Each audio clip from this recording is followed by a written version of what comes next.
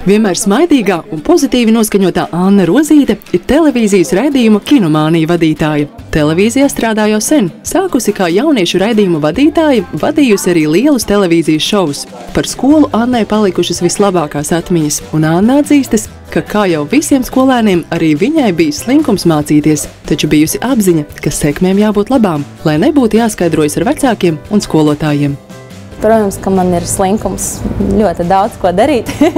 Man liekas, tas jau ir tāda cilvēka dabā slinkot, un tāpēc jau īstenībā ļoti daudz lietas ir izdomāts tikai tāpēc, lai mēs varētu vairāk slinkot un mazāk darīt, kas savā ziņā, kā jau jebkurai lietai ir labā un netik labā puse, tad varbūt rekurs slinkumam arī ir sava labā, gaišā puse.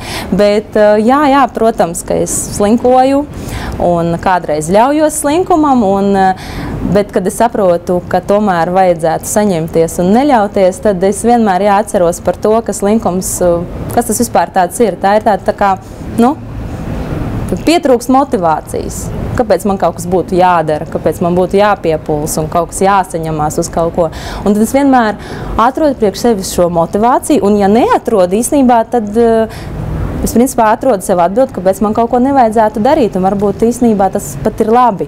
Jo kādreiz visu darīt tikai tāpēc, ka tā ir pieņemts vai kaut kādas tādas pārspīlētas atbildības dēļ, varbūt ka pat vienmēr nevajag. Tāpēc, man liekas, ir ļoti svarīgi tā apsēsties, parunāt ar sevi, ka slinkums baigākais un ka baigi negribās, bet kāpēc man to vajadzētu?